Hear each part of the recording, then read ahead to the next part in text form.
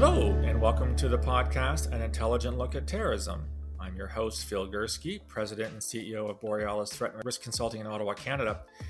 As someone who worked in counterterrorism as long as I did, so 15 years with the Canadian Security Intelligence Service, 17 years before that in intelligence, albeit not in counterterrorism, and the author of 5 books, lots of media interviews, etc., there's one thing that I've always found quite interesting and doesn't get nearly as much attention as it should. When we look at counterterrorism, and you've heard me complain ad nauseum that I don't like the term war on terrorism. I think it's an ill-chosen term. I've always said that yes, you need to have security intelligence and law enforcement agencies to identify those who are intent on doing harm and stopping them before they do it. But equally as importantly, you need communities to be there, to understand that this is a problem, albeit a very small problem in a country like Canada. I always tell people, we've only had probably at most 20 to 30 deaths from terrorism in 153 years, which is a pretty good record. We're not Afghanistan or other countries that suffer it daily. And yet there are people that will go down this pathway. And so we have to rely on people to help us to understand, help them to understand what this phenomenon is all about so they can identify people before it's too late. And so I've decided to invite on the podcast today a dear old friend of mine who I've known as for a better part of a decade, Mr. Kamran Bhatti, who is one of the founders of the North American Spiritual Revival, or NASR, or Nasr, which in Arabic means victory, which is really interesting, which facilitates outreach events throughout Canada between various Muslim communities, because there are definitely more than one, and Public Safety Canada. And in that, I would also put in parentheses the RCMP, Royal Canadian Mounted Police, and the Canadian Security Intelligence Service. And these events are meant to foster understanding and partnership between public safety agencies and these communities. He's worked with youth to discourage radical interpretations of Islam and engage in impactful civic engagement in local communities. And so I am thrilled to invite Kamran. So Kamran, assalamu alaikum. Welcome to the podcast. Wa alaikum assalam, Phil. Thank you so much for having me. I think this has been long overdue, and I've been listening to the podcasts pretty regularly, and I love the work that you have been doing, recently, and then also before during your career in CSIS and the public service. So I'm honored to be here. Thank you very much, and I'm looking forward to this conversation. You might be the only person who's listened to all the podcasts. You're my number one fan. I'll have to autograph a podcast for you. Let's start off this conversation with when you created Nasr back in 2009, I believe it was. What was at the top of your mind at the time, and why did you and several others like Hussein Hamdani, another friend of mine who's a lawyer in the Hamilton area. By the way, I should remind my listeners that you are in fact born and raised in Hamilton, I believe. I am, absolutely. That's correct. So Hamilton, Ontario, which is, for those who don't know Canada very well, it's kind of around the Lake Ontario from Toronto. It's actually very close to where my wife grew up in a small town of Grimsby, Ontario.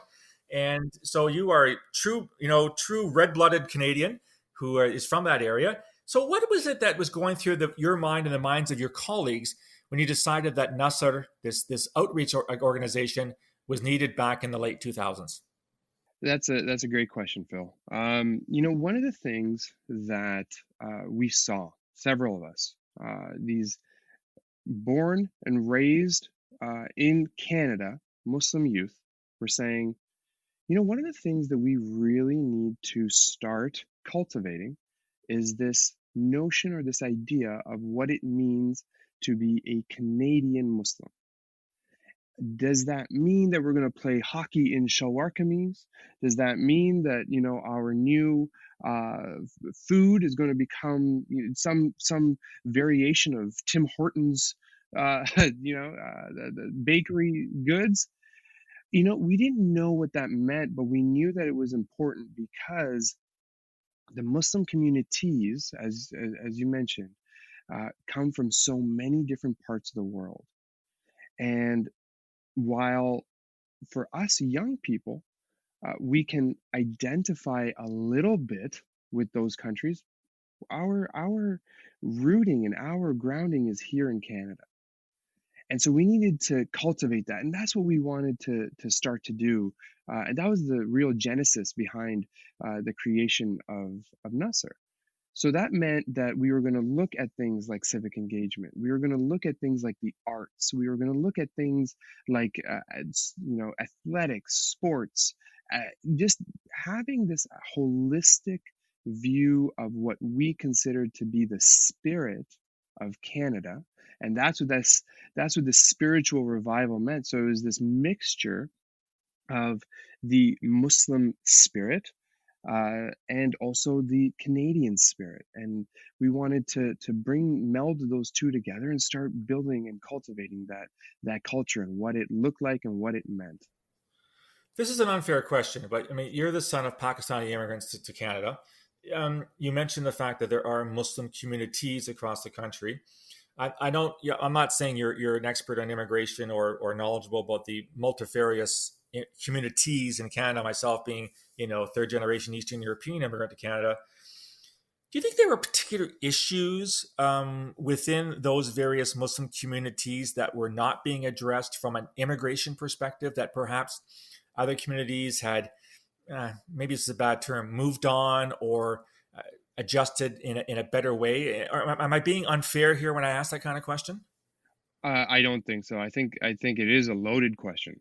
I think there is so much to unpack here, because what we also realized was that we needed to move away from the term Muslim community as if it was this one monolith throughout the country.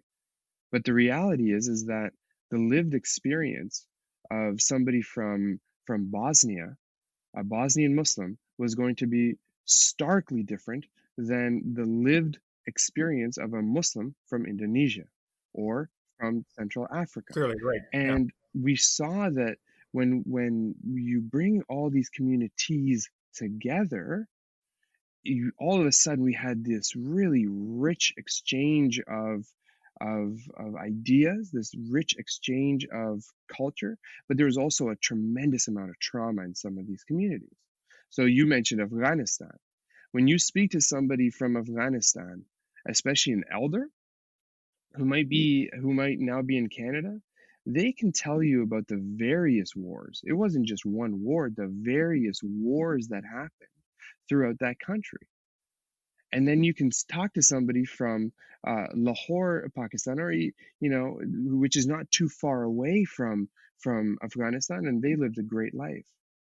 So even though geographically some of the community members could be just very close to one another from the countries that they came from, their lived experiences were very, very different. And now we're talking about, and this continues today, where we're talking about people from Syria, we're talking about people from Afghanistan, we're talking about people from Iraq and Somalia and many of these countries and places where conflict continues to happen. And these are things that really need to be I think they need to be delicately untangled, and these conversations need to happen in a space where it's safe for newcomers to this country. Because the reality is, a lot of people, when you have those conversations with them, they're escaping that. They're escaping from the countries, the governments, the corruption in some of these places, to come to stability. And that is the common theme of almost everybody that I've spoken to, regardless of the country that they come from. Canada is seen as stability for them. It's stability in a political structure. It's stability in the rule of law. It is stability economically for a lot of them. And stability of safety, of course. Now, one of the things that also becomes really interesting in this conversation is the relationships between individuals and public safety, or like law enforcement, government, and media. The reason I put those three together is because in many of these countries, not all, those are one and the same. Exactly, yeah. Where you've got law enforcement doing the work of the government and the media becomes the mouthpiece of the government.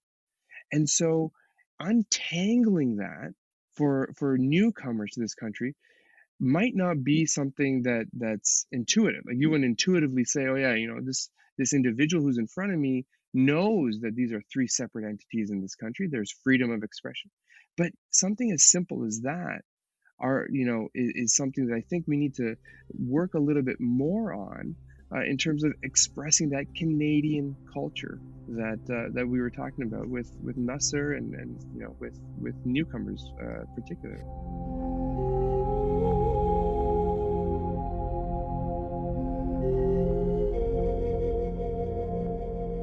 That's a really good point that you've just made, and I'm glad you did make it, that not only are these people fleeing from situations where there's either civil war or there's dictatorships, and examples of countries like Syria, or there's conflict, or there's poverty, or there's environmental degradation, or all kinds of social and just general ills. But you're right, they're coming from systems of governance that are on the opposite end of the spectrum of what we have here in Canada. As you expressed, we are a liberal secular democracy. We have freedom of the press. We have freedom of association. We have all kinds of freedoms that are enshrined in the Charter and the Constitution. And I think that for a lot of Canadians who think about immigration, they either, there's several positions, right? There are those that simply think we should shut the doors because there's too many. And we have those, even people in in some political parties who don't want to see much more immigration, when I think they're completely wrong, by the way. We need more immigration, not less, in terms of Canada, because our population needs to grow. But I guess there's also maybe this inability of many Canadians to understand or to comprehend, to grasp that some of these people who've come here, as you say, for a safe haven, to raise their families, to live their lives to the fullest of their ability, are dealing with so much baggage, if I can use that term, be it psychological, emotional, traumatic, etc. Have you found, and again, this is a very generic question, I think I know the answer you're going to give me already. You're going to say it depends. But generally speaking, within the Muslim communities in Canada, do you feel that they believe that their roads here or their stories have not been understood by the, again, unfairly labeled general Canadian population? It depends. I knew you were going to say that. I have to say it. Look, I'll tell you, just even recently, right? So when we talk about, some of the Muslim communities, we're, just recently, just a couple weeks ago, we were just, marking, or I don't want to say celebrating, but we were acknowledging this genocide that happened against Bosnians. Right. 8,000 of their family members, many of them, were killed on those 2 days. This is the quarter century anniversary or commemoration of Srebrenica. That's right. Yep. Sorry. Yeah, that's that's what I'm talking about. And when I speak to members of the Bosnian community, there's mixed reactions, right? There's mixed reactions where, on one hand, they want to just they want to be done with it. They want to move on. They don't want to think about it anymore. There's others who are saying, hey, listen, you know what? This was my family. These were people that I knew and I grew up with. And, when you speak to them, what we're seeing is that they're saying, we need others outside of Bosnia to know what happened, what was going on, what are the things that we've experienced in our life. When you look at somebody from Syria, so we were working with some Syrian refugees here, and this was just the most amazing story. When they came to Canada, we welcomed them. We started showing them around Hamilton and trying to show them, the things that they can do and the places they can go for resources. And I still remember there was this one family, this individual, the father of the family. He came and he said, "Hey, can you help me get a job?" And I'm like, "Okay, let's see what we can do." And he's showing me all the the welding work, the work that he had done with steel and with these, he'd made these gorgeous gates in front of homes, and he's done so much of this work, and he was struggling to find a job. And I'm like, look, this is Hamilton, this is Steel Town. How come we're having so much difficulty finding you a job? And the thing that he couldn't understand was that there were certain certifications and there were safety protocols that he had to go through and proceed through in order to be able to work here in Canada in this industry. And for him, it was, look, man, we just picked up blowtorches, we grabbed some steel, we welded it together, and we just did the work. And he wanted us to understand this, that the Syrian, like, for him, he wanted me to help other Canadians, other Hamiltonians understand that, look, the Syrian people are people who work with their hands, who are active, and they want to contribute to society. But the way that he would express himself, may have come off as rude. It may have come off as something a little more aggressive, but all he was trying to showcase and show was that he could do the work. And so, the question is a very loaded question. It's a very intricate question, I think, that requires a lot of untangling, in terms of, do newcomers to this country feel that their stories are understood? Because there's as many stories as there are books that are out there today, for each individual person, it's going to be very difficult, right? It's going to be very difficult for everybody's story to be understood. But in general, to understand that people have come from the certain countries and certain regimes and the certain cultural backgrounds, I think there is a little bit of work to be done there, so that we can come together. Not to say that, hey, look, and nobody that I've spoken to, at least, has said, I've got an idea. I'm going to come from my war-torn country to Canada, and I'm going to instill and implement my culture in Canada. We are going to take over Canada and make it into, Canistan or something, like where nobody wants that, right? So at least from the people that I've spoken to. Now, are there elements of it when, and I can see this, I can absolutely appreciate it from from the perspective of a Canadian whose family has been here for a couple of generations. When they see a woman walking down the street in what's known as an abaya, or this large, the garment that some women from Middle Eastern countries wear, and with a hijab or a niqab, Right. From the perspective of that individual, to say, that's not the Canada I grew up with, that's not the Canada that I remember seeing, I can appreciate that perspective. At the same time, though, the only way that I think the ideals of Canada were to reach out to that person, to that woman, or to a man who's got a long beard and is wearing a thobe, which is in Arabic, again, it's a large garment. The ideals of Canada were to reach out to that person and say hello, and to say, how's it going? Where are you from? What's your name? And we've kind of, I feel in some of the newcomers who were expecting that when they came, this excitement about the politeness of Canadians, and the excitement of, hey, I'm going to come to this great country, sometimes in some instances wasn't necessarily met with the same level of enthusiasm.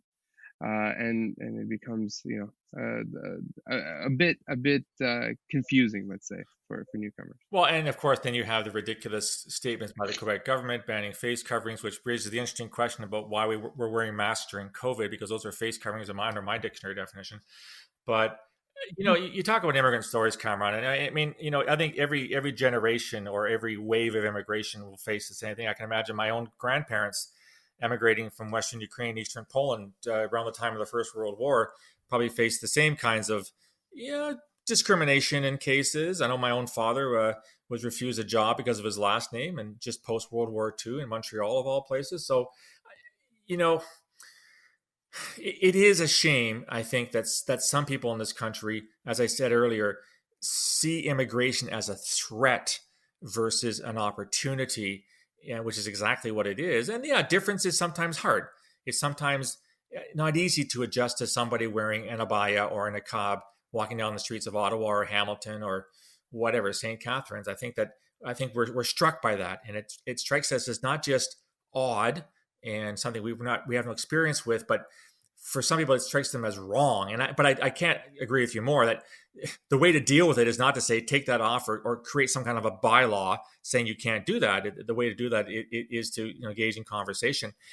If I can move on to a topic that, I mean, we obviously need to broach, because it's something that led to you and I meeting in the late 2000s, and it is also some work that you've done with your fellow leaders in the Hamilton community, and it's right in your bio.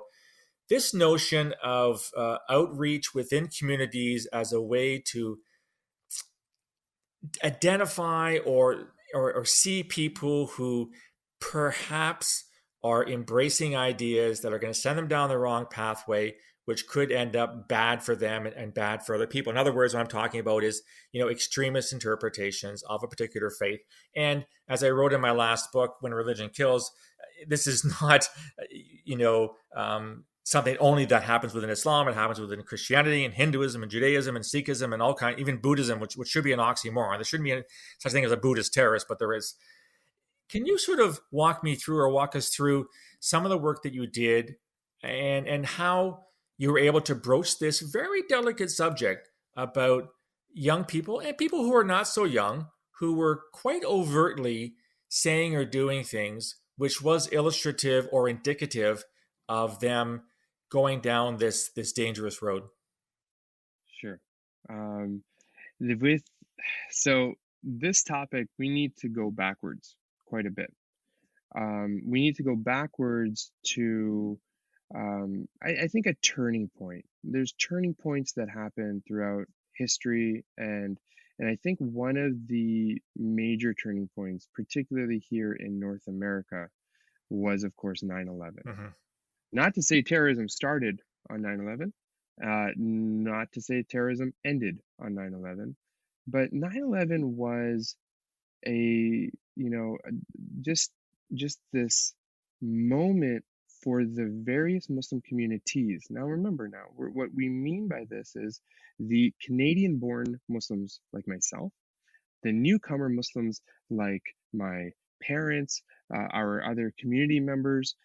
Just for everybody, this one moment was this pause. It was a pause for all of us, where we had to step back and say, what's going on? And now we're talking about the Muslim communities being grouped together as the we are being held accountable for the actions of just lunatics. And those lunatics were saying, hey, look, I am part of the same faith as all of you, and I'm doing it in the name of the faith of all of you, and for them it would be all of us. And we knew that this is not again, if we go back to the principles of our faith, this was not congruent with that in any way. But yet, now all of a sudden, we were being asked to be the spokesperson of our faith, and trying to defend it. I still remember 9/11. I was at McMaster University. I was completing my third year there of my computer science degree, and I was part of the Muslim Students Association. We had, it was funny because I was, I was the media chairperson, or the media spokesperson for the MSA at the time. And the reason why I said I agreed to do it in the first place was because I knew that was the leadership role that had no work associated to it because there was never any interviews that needed to happen. There was never any real press releases or anything like that that had to happen. I was like, yeah, sure, I'll do it. And then 9/11 happens, and my phone is ringing off the hook from news agencies from around the world asking me about the perspective of Muslim students at McMaster University, the Muslim communities in Hamilton and in Canada. And I asked myself, I said, what is going on? And to wrap all of this in a personal tragedy, where on September the 10th, I had just lost my maternal grandmother who had lived with us for 13 years. And she's the one that teaches me Quran, and she teaches me how to speak my language. And her funeral was the next day. Her funeral was on 9/11. And it was this, these stories. When you speak to a Muslim on that day, you start your day on that day when those planes hit the towers, and it's called that prayer of the minority, where you're just praying and saying, please don't let it be us. Mm-hmm. Please don't let it be us, because that was a genuine anxiety of many people that within the Muslim communities.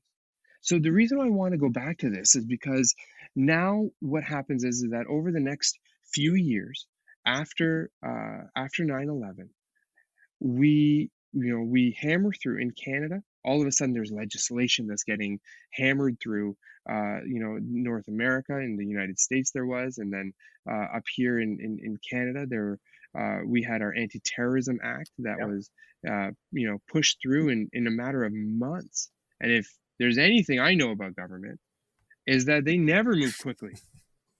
It takes forever for them to do anything. That's not how government works normally. You're up. I'm kidding, of course. And so, now you're looking at laws being enacted. You're looking at this new relationship that, remember now, when we go back to that relationship that I was talking about from all the various countries that people come from, the relationships now we suddenly had to that we were thrust into with not only law enforcement but with media and with government. We were thrust into this relationship that we had to cultivate, that we had to be a part of, because all of a sudden we were, some members of the communities were getting questioned by RCMP, that were getting questions from CSIS, that were getting questions from local police authorities. There were questions with respect to security certificates that were out there. Mm-hmm. There's all of this happening all at once, and we knew that we had to up our game. We had to quickly learn what was going on, what was the landscape, and we knew the only thing that we definitely hang our hats on was most of us are not part of the problem. So if we're not part of the problem and everybody thinks we're part of the problem, then let's flip it and be part of the solution. Right. Let's work on being part of that solution.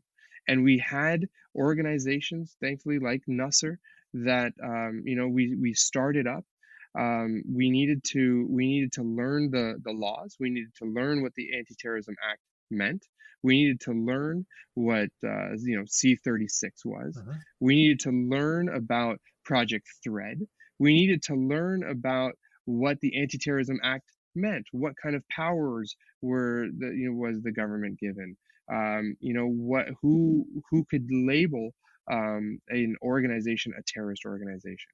And so we quickly tried to learn that, and we fortunately had lawyers in the groups, and we had people who were well versed in what was going on to help guide us and let us understand. For me, I'm not a lawyer. I'm a software engineer, so I didn't understand what security certificates were. I didn't know what it meant to be held on one of them.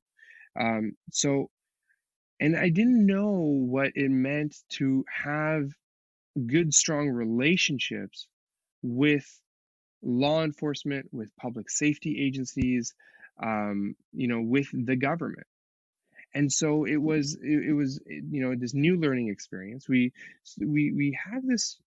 What we were able to be confident in is the relationship with the legal system. And when you speak to the Muslim communities and people who understand the sort of the legal structures, um, what they were able to articulate, at least for us, was this idea that, look, no matter where you come from in the world, the legal system in Canada is blind, and that it will work with the facts that are in front of them, and they will rule based on those facts. And so, of those security certificates, we found that while 100% of them were Arab Muslim men, like this is after 9/11, Arab Muslim men that were born outside of Canada, we found that of those 6, there was 1 incarceration. 3 end up getting quashed, and 2 were under house arrest.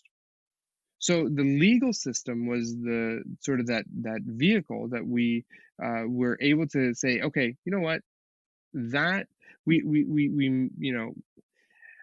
and I know you have your background with CSIS, and we've talked about this, right? Where we knew that there might be and I don't want to say incentive, but there was a lot more focus on the sort of that Al-Qaeda inspired terrorism, the Muslim, let's call it Muslim for lack of a better term, this idea of this Al-Qaeda Muslim inspired terrorism. And that's where resources were being invested. And that's why there was a lot more eyes pointing to, or at least looking at, Muslim communities.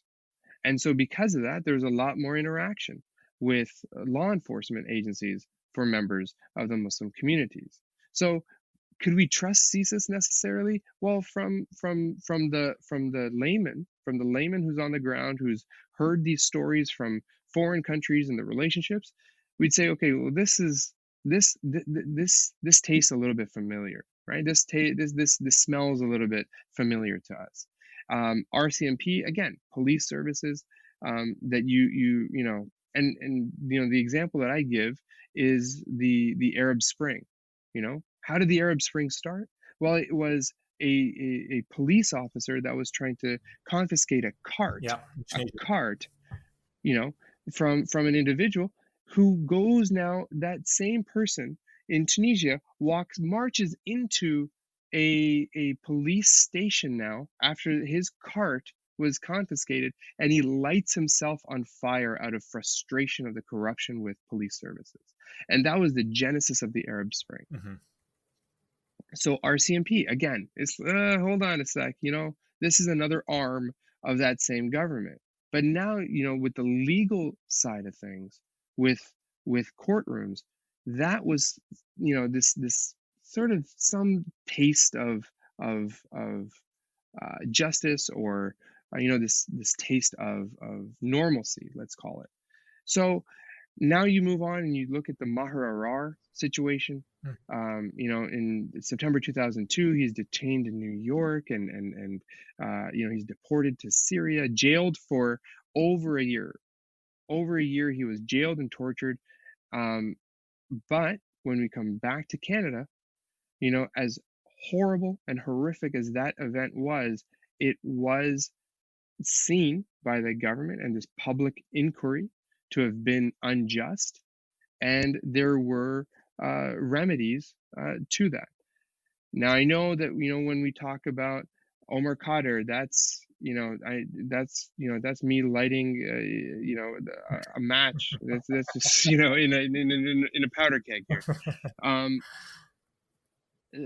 Again, it's how the legal system treated that situation, and sort of the fallout from that. So now you look at the Toronto 18. That wasn't, and I know you did a tremendous amount of work on the Toronto 18. We move towards this, and we see that this was kind of the first potential attack against Canadians by Canadians. Right. And it was a true terrorist cell. And again, though, when we look at who gets arrested and what sort of the long-term fallout of that is, you've got I think it was 7 of the 18 charges were stayed or dropped. Correct. Um, and I know that the RCMP had a meeting prior to those arrests where there's a handful of Muslims that they just kind of put together, this kind of motley crew of Muslims, and said, okay, this is what we're about to do. Most of the people in that room, I was not one of them, but I know that the people in that room that you then talked to afterwards were just kind of like, what's going on? Who are you? Why is this happening? Mm-hmm. But it opened the eyes of the Muslims. And I think the Toronto 18, again, when we talk about turning points, the Toronto 18, that group was a turning point for the Muslim communities to say, look, we need to do outreach. This is happening here. This is no longer somebody from a foreign country trying to attack North America, but this is happening right here in our backyard. So we need to do something about it. And I know this is a really long-winded, kind of road to the question that you asked about the outreach events, but it was important to understand, I think, the background of this. And what happens is we start these outreach events. The Cross-Cultural Roundtable on National Security was formed, I believe, in 2003, 2004. And there was a member from the Muslim communities who was on it, and this is Hussein Hamdani, and he did what he could to reach out to, again, people like me, the born and bred Canadians, Muslim Canadians, and others, the uncles and aunties in our communities, to say, folks, wake up. We need to do something about this. Okay? This cannot be us again. This cannot be the Muslim communities again. We can't look at it. It cannot be seen as a problem of our community. So let's do these outreach events. So this is where, again, I met you the first time was back in 2009. That was one of the first meetings that we had in Ottawa for not only Muslims, but other youth from across. And I was a youth once upon a time. You were a youth a lot more recently than I was, Kamran. And we had this meeting of the minds in Ottawa where, throughout the country, different youth groups got together. We learned about what CSIS does, about what RCMP does, and what public safety and Department of Justice do. And we said, hey, hold on a second. Why don't we take this event and let's roll it out to the communities? And it was the CCRS and public safety agencies that said, okay, let's try to do this. Let's reach out to various communities. Let's start with the soup du jour, the Muslim communities, and see what we can do. And over the next few years, we have thousands of Muslims attend several different outreach events. We started, with a smaller group in Ontario, in Southern Ontario, and a few communities out west. So we did, I know we did Hamilton, of course, and St. Catharines, Cambridge. There was one in London. There was out west. Pardon me? One in Windsor. And Windsor, of course. And then we went out west too, to Calgary and Edmonton. And the reception was shockingly warm to me, because remember, we were talking about people from these other communities who have had these tumultuous relationships with law enforcement, and we had to give it a shot. And so when we put people like you, Phil, and we put people like Derek McDonald from the RCMP in front of people from our communities, they said, let's talk. Mm-hmm.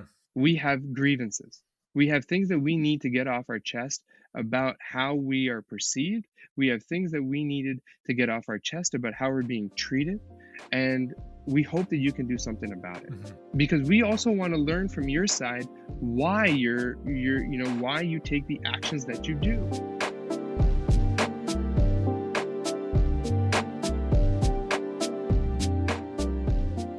You raised, obviously, and thank you for that looking back, because you're absolutely right. we are living in a post 9/11 period, for good or for bad. There have been some things that have been positive, most of them have been negative. Unfortunately, we are seeing many things, like relationships with Muslim communities, like our relationships with Muslim countries, like our perception of Islam, is being seen through the 9/11 filter, which, yes, was a catastrophic act of terrorism. Almost 3,000 people died, but it has tainted, I think, everything that we do and everything that we think about this particular series of relationships. And I would be the first person to admit there have been many things that have been done that were not good. Mayor Arar is a classic case. We will agree to disagree on Omar Khadr. But, all of the actions taken have not been positive ones. And at the same time, there have been, real terrorist plots that have been thwarted, partly through a combination of your security, intelligence, law enforcement, partly through help from the community that did identify people that were going down the wrong pathway. So do you think now that, we're now looking at the middle part of 2020, of course, we're all still under this whole COVID-19 crisis, how do things stand? And again, I'm asking you some very general questions, which are very hard to generalize. How do things stand in Canada right now, based on your work over the past 11 years or so, in terms of those relationships between the communities, writ plural, and the overall security establishment, be it Public Safety Canada, the RCMP, CSIS, local law enforcement, etc.? Is it better than it was 10 years ago? In other words, has the work that yourself and Hussein and others have done across Canada in conjunction with the agencies and the government, have we made some progress in developing that dialogue and gaining better mutual understanding as to the positions, concerns, and feelings on both sides? I would say a resounding yes. And there's so many different reasons and examples of why we can say yes to that question. Is it perfect? No. Is it a lot better than it was 10, 15 years ago? Absolutely. And the examples of this are when you look across this country and you go to Calgary, for instance, and you see that there's this Own It conference that they had been regularly doing, where you get this group of Muslim youth who are learning about law enforcement. They're learning about the various entities, the public safety agencies in our country, the media agencies in our country, and also, for that group, what they were doing was they were doing a lot of community service. They're coming out into the communities and doing work in their local communities. In Edmonton, there's a project called the Green Room, where it's very, very similar, where they were getting together and they were learning, about their faith, about Islam, and then they were taking that and saying, let's go out and let's have a better relationship with our wider communities, with law enforcement, with the police services, with RCMP. In Hamilton, we've done many things. In Windsor, there's been many things that have been done. The relationships have gotten better, and one of the ways that I can try to illustrate this is by bringing up the example of my family and friends that I have south of the border. When I told them that this is the kind of work that we're doing with public safety agencies, that we're inviting them to our mosques and we're saying, let's have these dialogues and conversations. In the United States, it is so different, the relationship between FBI and the Muslim communities. And I'm talking about educated, the lawyers, doctors, engineers, all of that, and the across the board, whether you're a newcomer to that country or if you've been there for decades, everybody's response was the same in the United States, where they said, don't be friends with the FBI. Don't get too cozy with the FBI. CVE is such a toxic acronym. The Countering Violent Extremism is such a toxic acronym for many people in the Muslim communities, because what it led to was entrapment cases in the United States. It led to this idea of almost like this Uncle Tom type of character within your communities. It led to cherry picking quotes and lines from Friday sermons Mm. to pinpoint to point against imams. So it was members of the communities that were turning on the Muslim communities.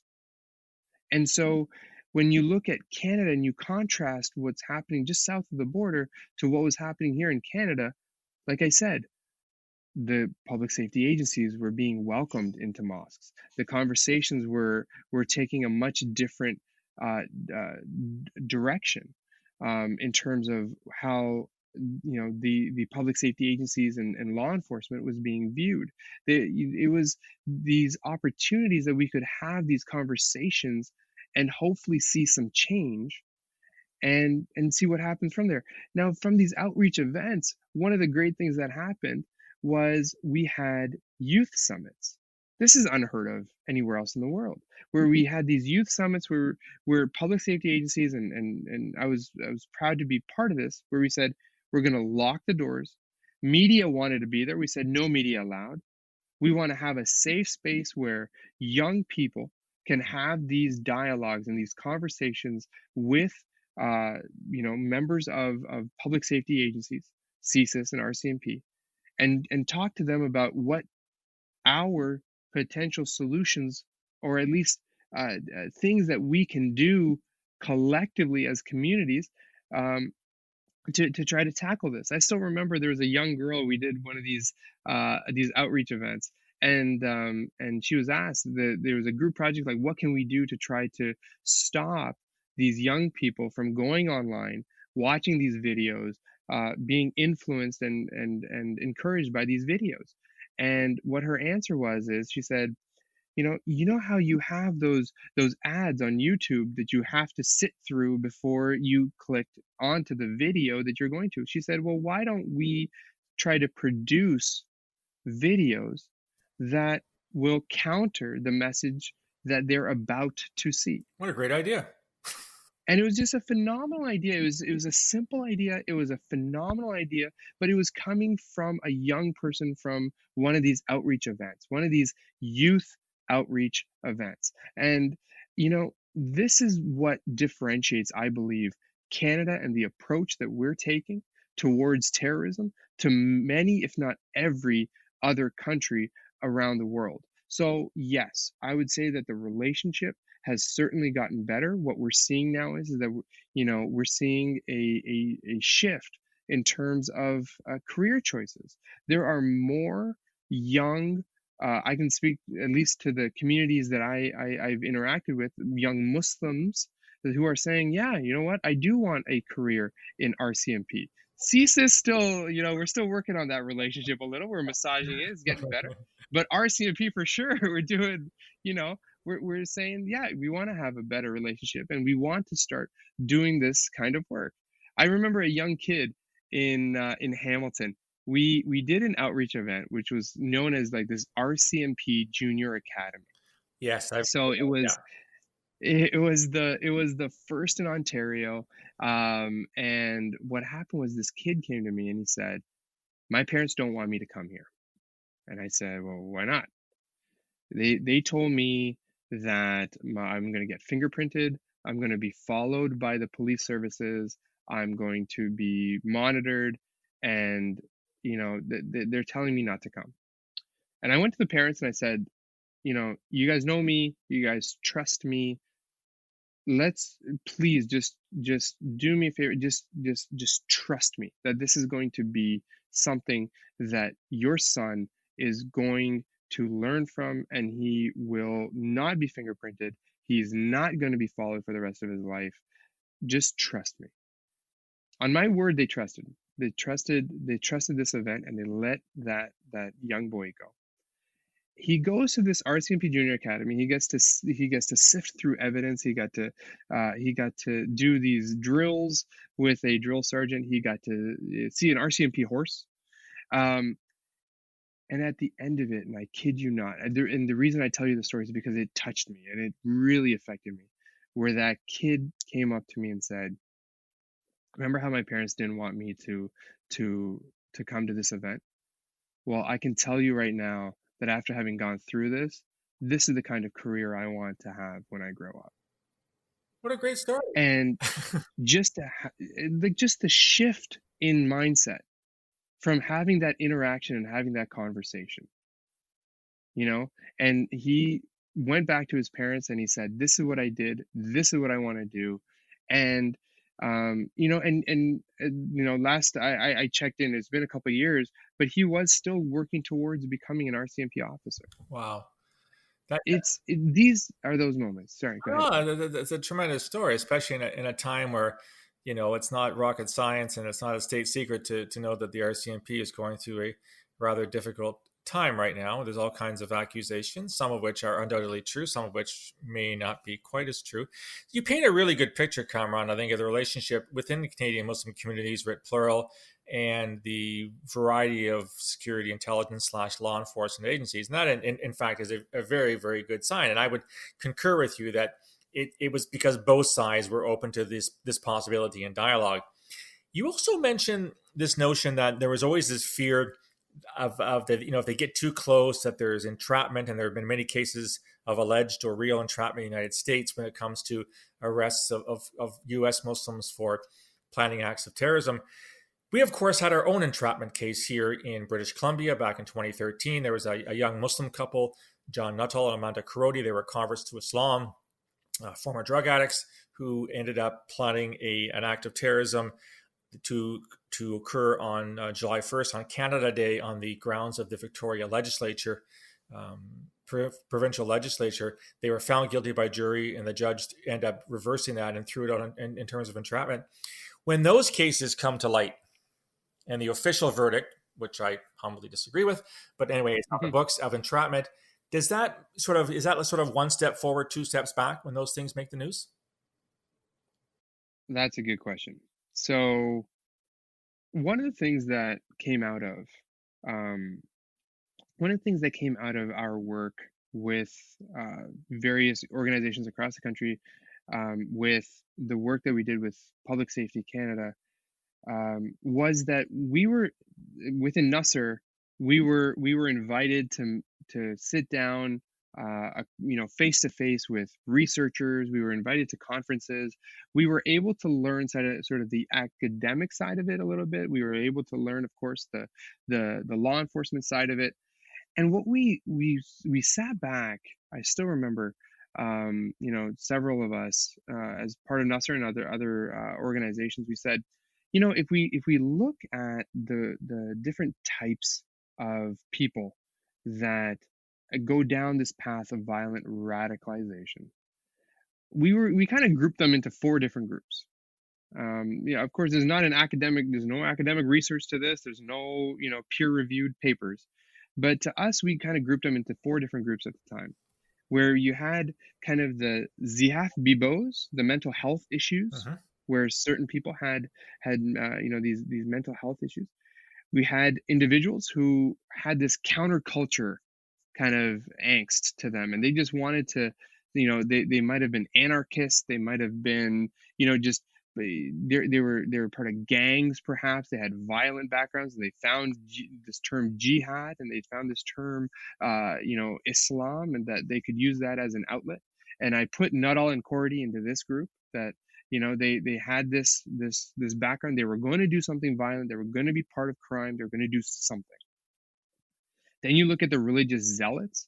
I think that if you look within the Toronto 18, you're going to find that idea of these religious zealots that were encouraging others to do a violent act against Canada and Canadians. And then finally, you have disenfranchised youth. And that was the space that we said, hey, listen, the other 3, we don't have the resources or the knowledge to work in those areas. So we worked with the disenfranchised youth.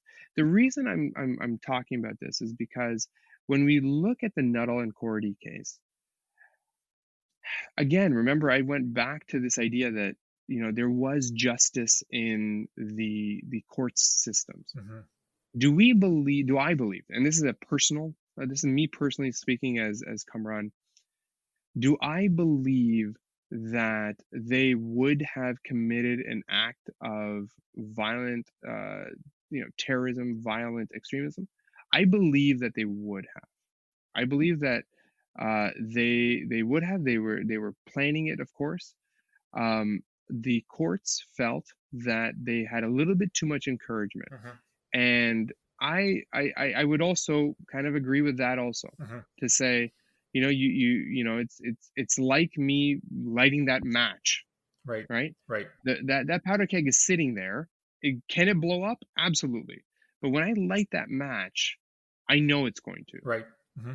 And I think that was the I think that and I know that you and I disagree on sort of the ruling, but I think that those kinds of nudges of encouragement were seen within the Muslim communities a little bit as saying, "Hey guys, RCMP, what are you guys doing? Mm-hmm. We've been working on these relationships for so long, and this is what's happening." Mm-hmm. And then we fall back on that legal system and say, okay, the legal system kind of bailed us out on this one, even though, again, like I said, I still believe that, if history was different, I think they may or may not have. I think they would have probably done something, Mm-hmm. in British Columbia or elsewhere. I, um yeah, the and that's where that was been my position since the get go. Is that I'm going to plead neutrality on whether or not the RCMP went too far. But I've always felt that, and having worked on the case before it became an RCMP case, that these, as you said, were two people bent on doing something. And my position has been, okay, yes, the RCMP went too far, but had they not been controlled and investigated to the nth degree, and they'd found somebody else in the community who was not known to us, that person could have, to use your terms, provided the match that would have urged them on to actually do something violent. But the unfortunate reality is we can't go back in time and reverse the timeline. We can't invent an alternative past where if this had happened, then this would have happened, because we're stuck with the events that we have. But sorry, go ahead with it. So back to the question of whether or not this is something that, and I'm really happy that you've come back to this legal issue, that people can actually point to the Canadian justice system, as flawed as it is, and say it works most of the time, unlike in other countries, perhaps some of the countries whence these people came, where there is no justice system that is impartial, that they can't rely on judges and courts to deliver fair verdicts, that people can say, at least we have the courts to weigh in on this. We may disagree with the courts, like I do on certain occasions, but the courts are what the courts are, and that's almost like the best we can get in an imperfect human system.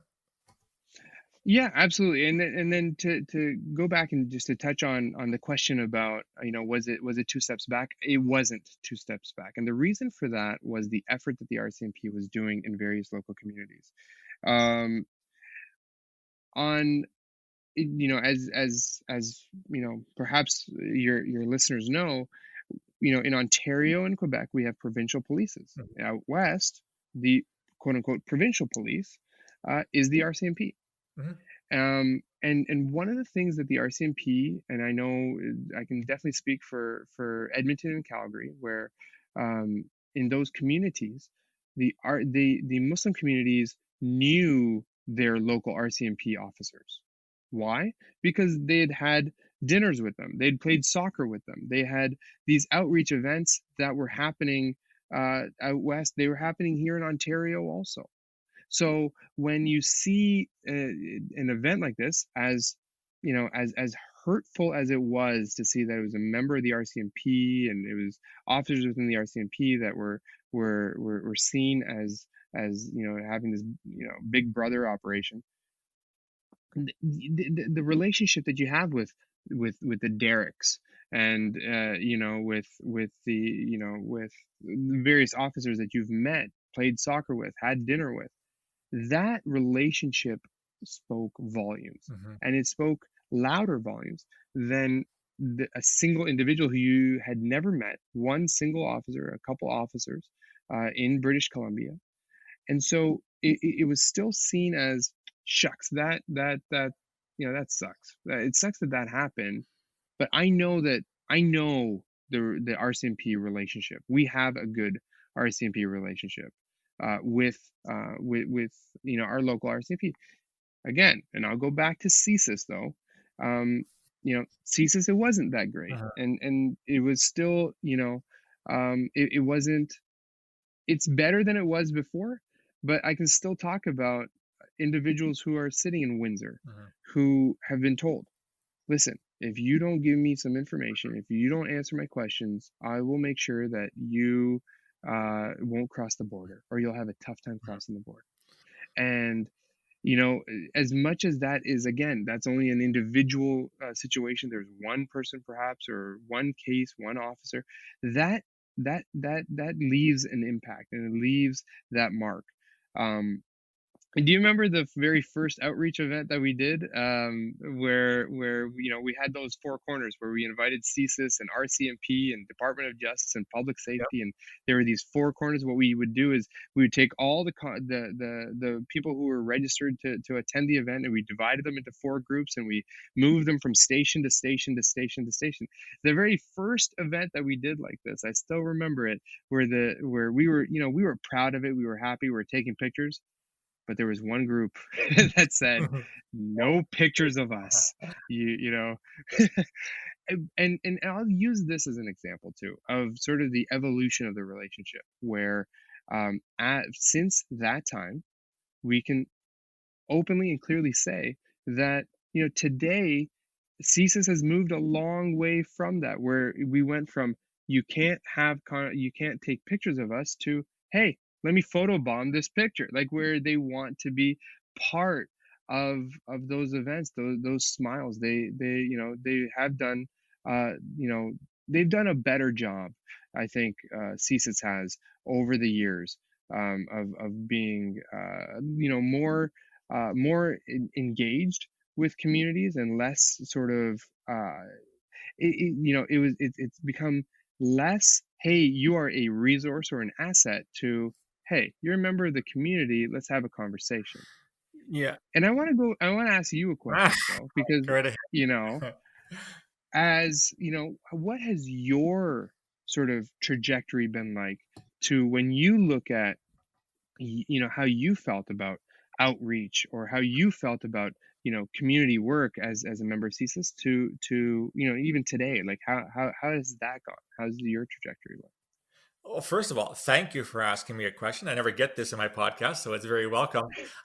I feel in many ways I was a bit of the odd duck, a bit of an outlier. Even when I joined CSIS from CSE way back in 2001, prior to 9/11, I always believed that we needed to do more to tell our story to the extent that we could. Bear in mind, I came from an organization which was signals intelligence, which is even more secretive than CSIS. I mean, we weren't allowed to say anything about where we worked and what we did. And I realized that with CSIS, it was a very different beast, because you dealt with communities because you had to. And yes, in some cases you dealt with communities because that's where you recruited human sources from.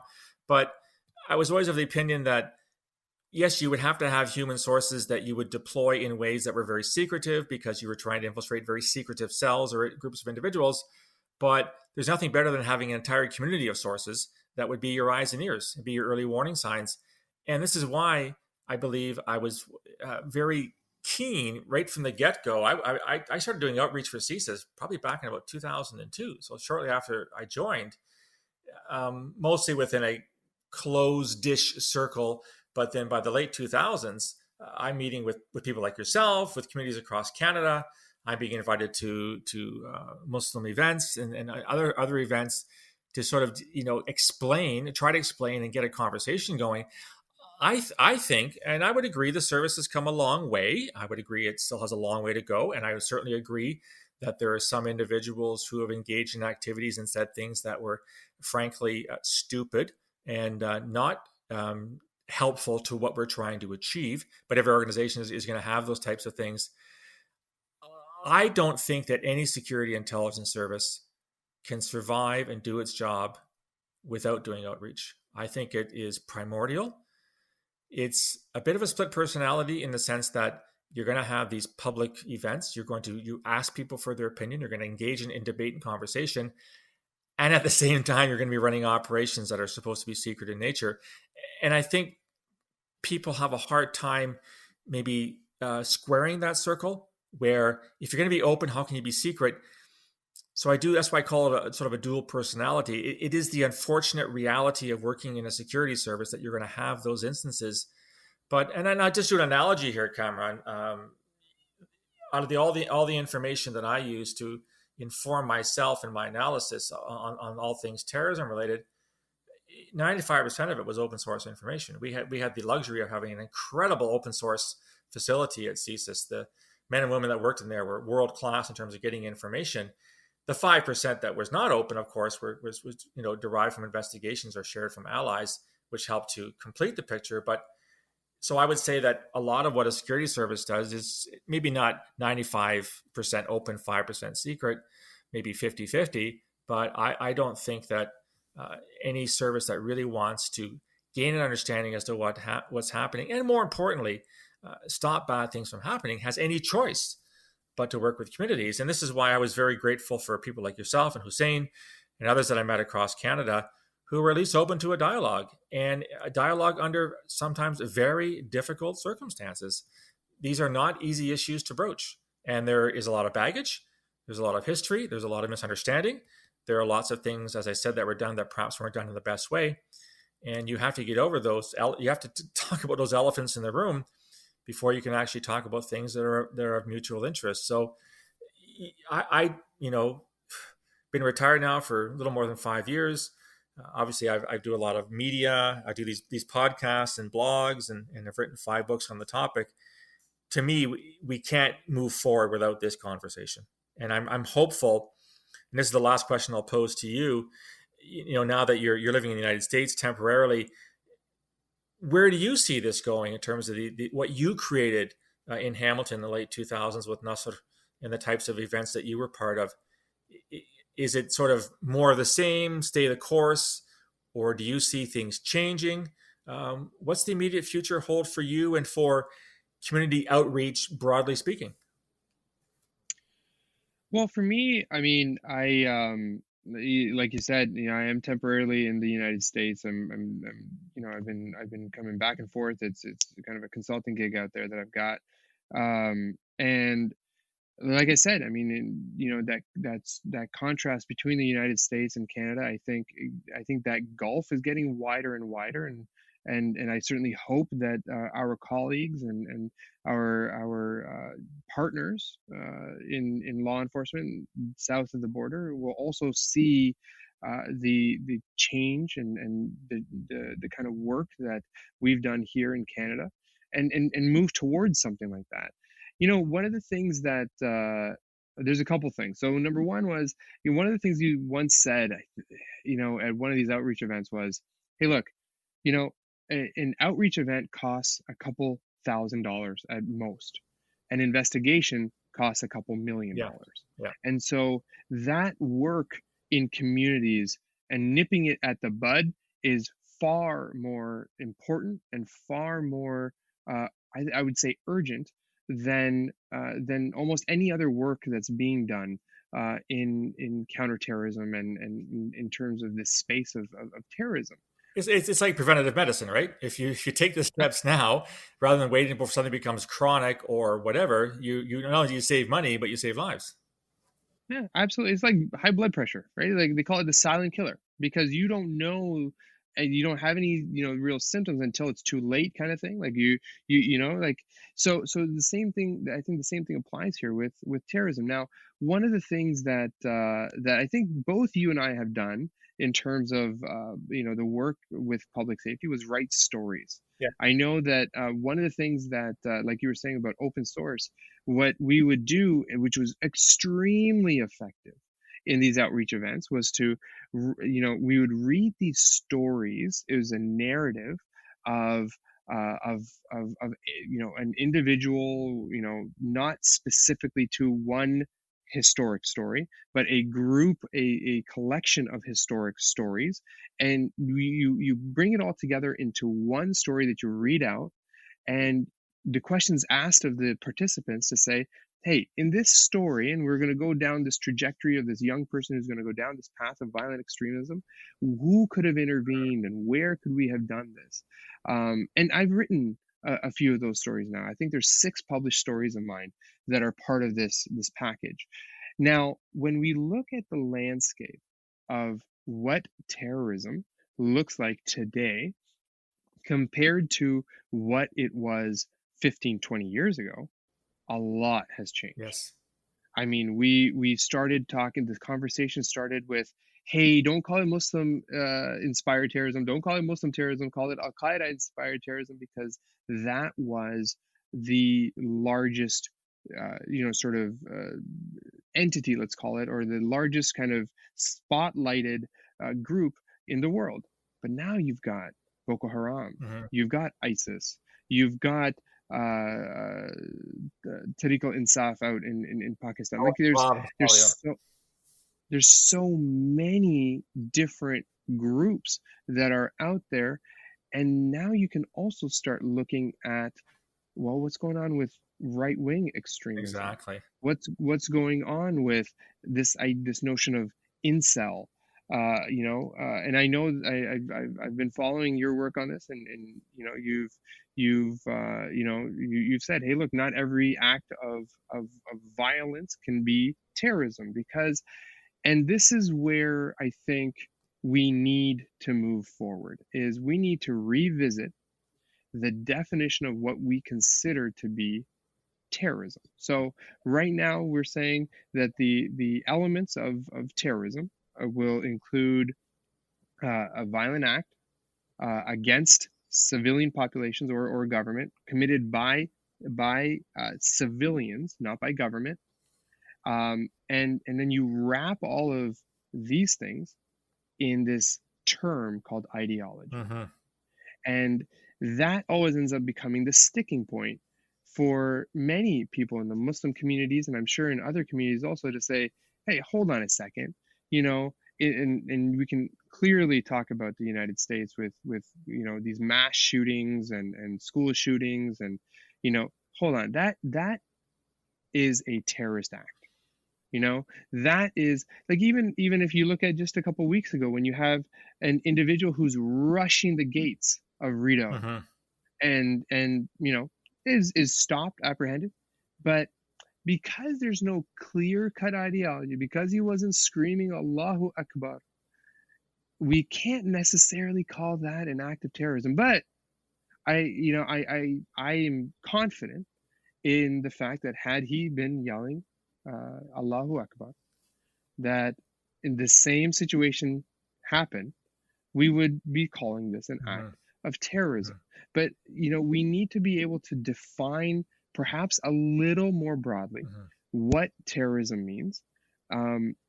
We need to make it, so that the wider community understands that when we say the word terrorist, the image, even in my head today, is like the face of it is Osama bin Laden. You can even almost picture it, because that's what you think that terrorism looks like. But that's not the case.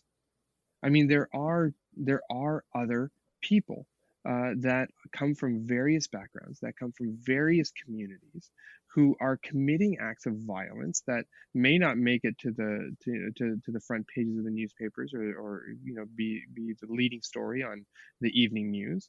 But for all intents and purposes, that probably could be considered a terrorist attack. So I think our law, like our legal, like our lawmakers, need to revisit the definition of what it means to be a terrorist. And we need to then, and if we go back to the idea of outreach, we need to start broadening our the tentacles, let's call it, in terms of our outreach, and who we're including in the family of who our target audiences are, and having those conversations with everybody across this country, whether it's environmental Hmm. terrorism, whether it's it's extremism at any level, the left or the right, or from any faith group or non-faith group.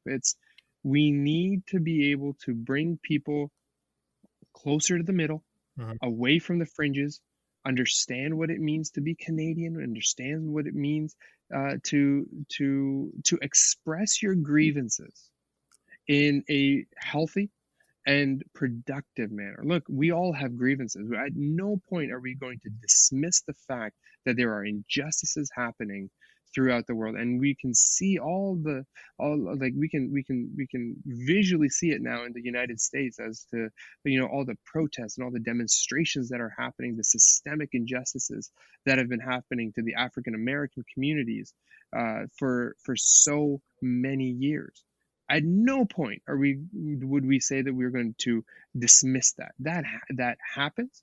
It continues to happen, and it needs to change. And the same applies here with the scope of terrorism, because I think that if we talk about systemic, I don't want to call it prejudice, but like the systemic elements of the reason why terrorism has a Muslim-looking face almost exclusively falls on this idea of the ideology. Mm-hmm.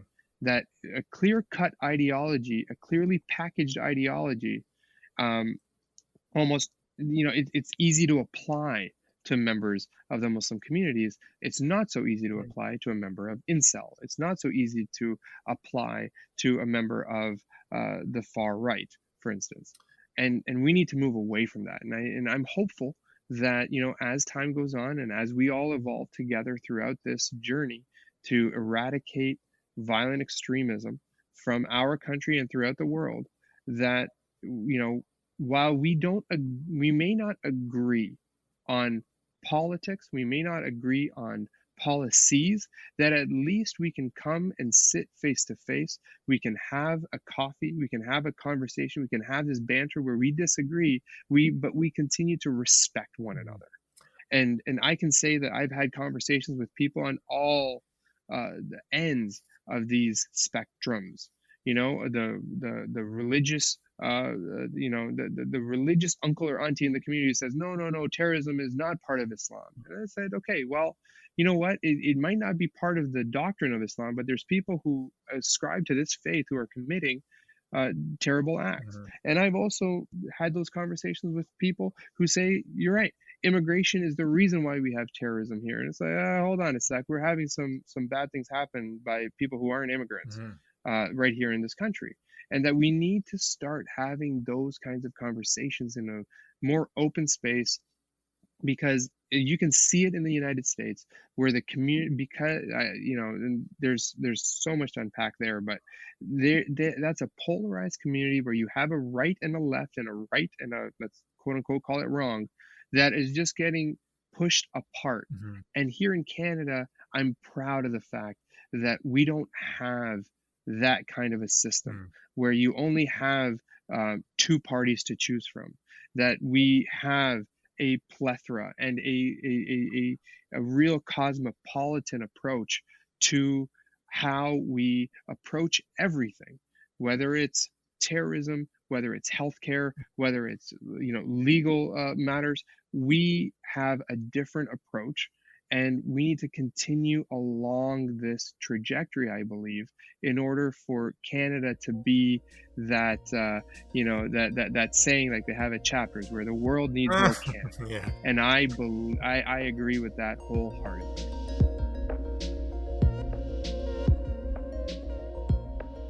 There's so much in there. I'm guessing we're going to have to come back for another podcast. This whole notion of changing what terrorism is defined as. There's actually an op-ed piece in this morning's Globe and Mail on that, and you're right. It does become very complicated. I've argued that when everything becomes terrorism, nothing becomes terrorism. And if you look back in Canada, at least, the offenses linked to terrorism only date to December of 2001. As you mentioned, the Anti-Terrorism Act was rushed through Parliament in the aftermath of 9/11, which means, as you said, and we agreed earlier, rushing things rarely leads to a good result. I've often said that if you were to take terrorism off the books tomorrow, no terrorism offenses, and simply charge people with murder or conspiracy to commit murder, what would change? So you could charge the individual that rushed Rito Grounds with conspiracy to kill. You could charge Alec Manassian, has been charged with first-degree murder. You could charge Alexander Bissonnette, who went into the mosque in Quebec City in 2017 with murder, as he pled guilty to. You could have charged the Toronto 18 with the conspiracy to commit murder. And yet we've adopted, for emotional reasons and others, to label them as terrorism, and it's created the very types of debates that you're talking to. And I think some of the acrimony that, as you know, as we both agreed, terrorism in the post 9/11 period is seen primarily as Muslim terrorism and then everything else kind of thing. One last question, Kamran. Is there almost a sense of, the German term Schadenfreude, where Muslims in Canada can say, thank God these far right people are now gaining all the attention? And the same thing that you mentioned when 9/11 happened, your first thought is, please, please, please, please, please don't make it be Muslims flying planes into buildings. Is there some kind of sense that now the spectrum or the barometer is shifting a little bit more? If you read any article in any newspaper in Canada now, it's all about the far right and how the far right is a much greater menace than anything else, which I think is categorically wrong, but that's not the whole other podcast.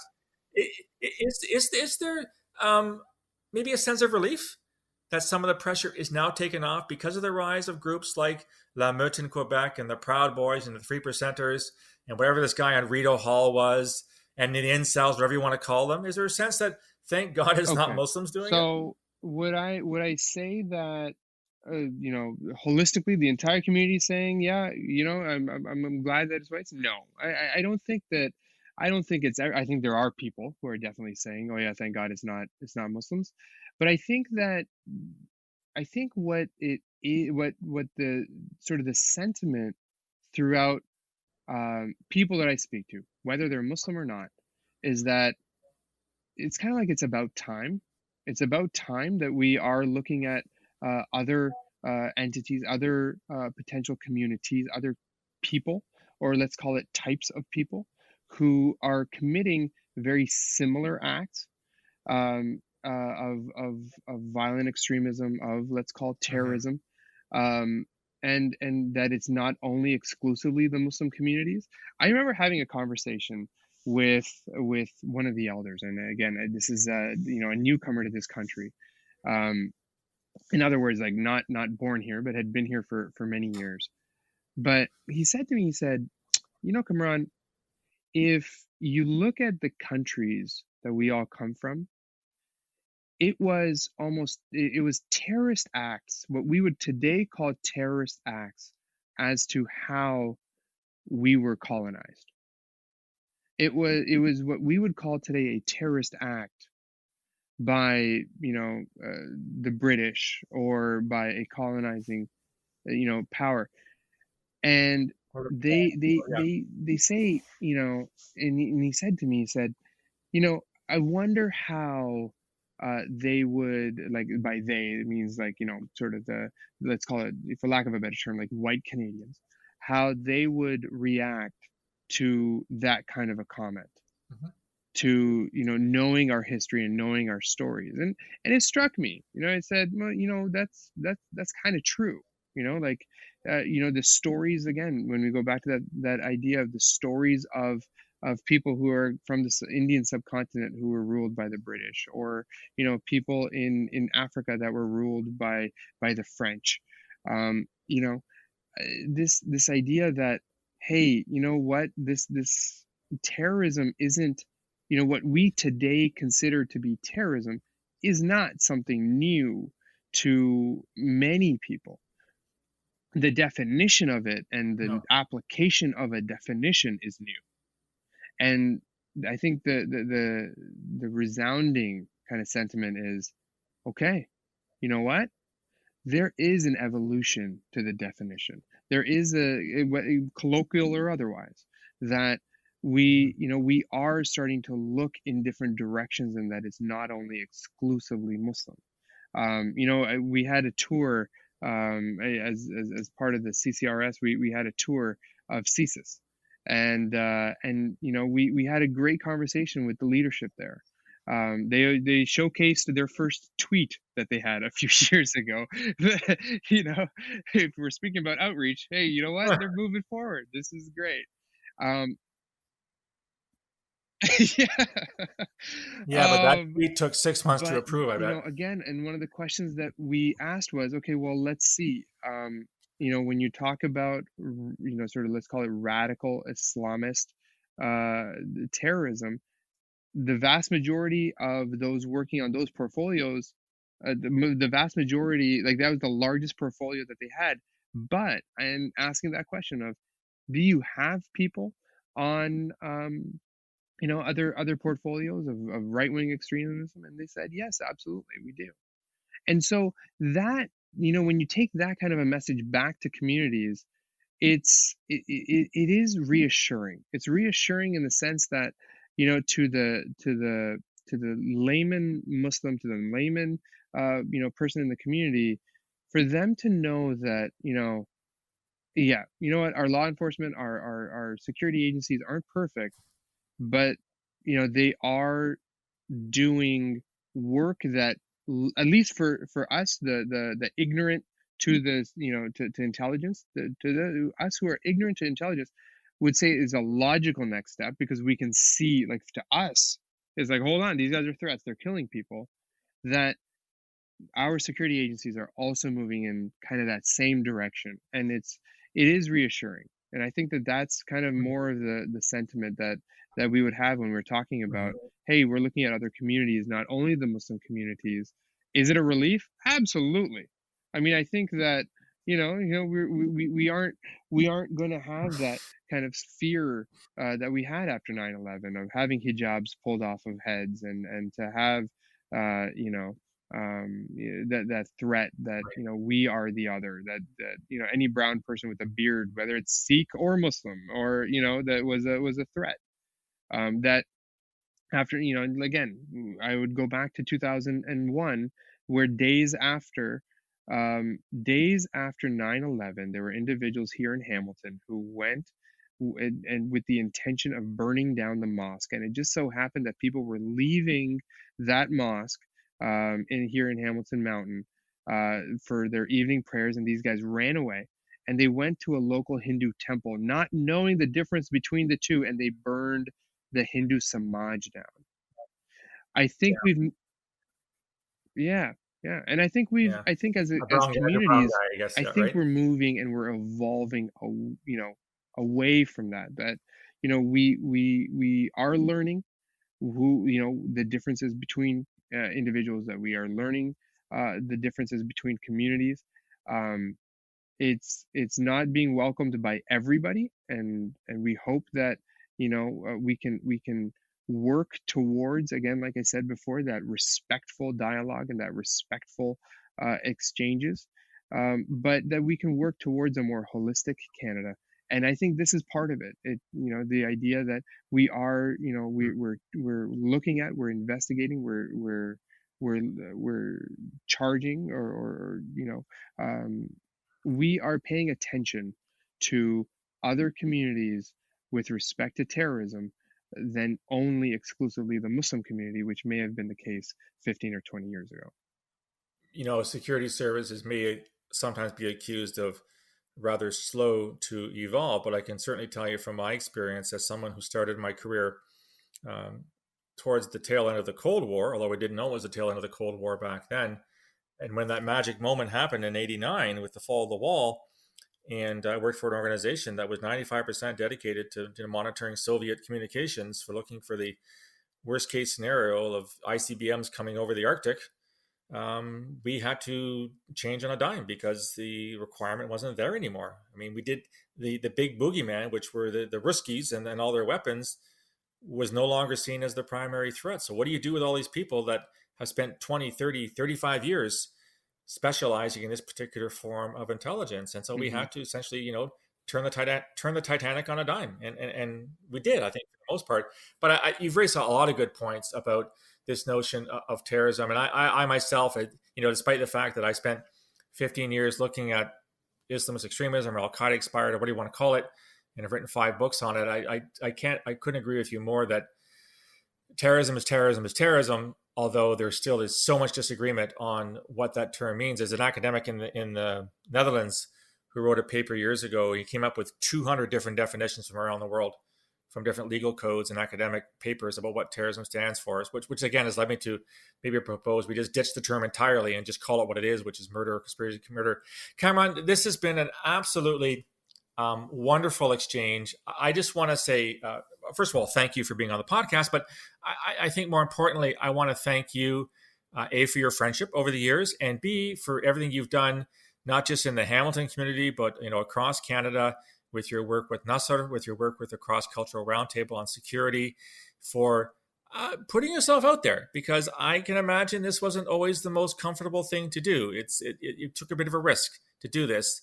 And I think it's due to people like yourself that the relationships are where they are today. And are they in need of better improvement? Absolutely. But I would agree with you. We're leagues ahead of where we were 20 years ago. And so, on behalf of everyone else here in Canada, on whose behalf I have no authority to speak, thanks for everything you do. I wish you and your family well in the States. I sincerely hope you move back to Canada sooner rather than later to do more of this kind of work. And thanks for joining me today. It was a pleasure, Phil. As always, thank you very much for having me on this podcast. I think there's been a wealth of knowledge that you have spread. I think after your years with the service, I think that it's been very important for I think Canada and Canadians to learn all the work that you had been doing for all your years at CSIS, and the different perspectives that there are within law enforcement, and the trouble that all analysts have faced working against this tremendous threat that threatens us all. Terrorism doesn't have a certain community that it is exclusively targeting. So again, thank you for all the work that you've been doing. And in terms of our work, and I don't consider it mine, it's our work. It takes two hands to have a handshake. And this is pre-COVID, of course. We don't shake hands anymore. But That's right. It takes two hands, and it was important for our public safety agencies to also reach out their hand in order for us to be able to reach out and shake it. And I think that partnership is hopefully going to get stronger and better as time goes on. And I'm very hopeful for Canada as being a exemplar to the rest of the world on how a different approach is going to be successful in stopping and eventually ending terrorism. Spoken like a true Canadian patriot. I love it. So that was my conversation with Kamran Bhatti, an old friend of mine with whom I did a lot of outreach. And I'm curious to hear what you folks have to think. What do you think about this notion of the work between communities and law enforcement, security, intelligence agencies? What do you think about how Canada does terrorism and how it does these conversations? You can reach me on email, borealisrisk@gmail.com, or on Twitter @BorealisSaves. You'll also find me on LinkedIn and on Facebook. If you like the content and want to hear more of it or read more of it, please go to my website, www.borealisthreatrisk.com. You'll find a subscribe button there. Simply hit subscribe, provide your email address. You'll get a free daily digest every morning of podcasts such as these, shorter podcasts, blogs, interviews, etc., etc. I'd love to hear what you think of all this material, perhaps provide some ideas for future podcasts and blogs. Drop me a line. I'll talk to you again soon. Until then, stay safe.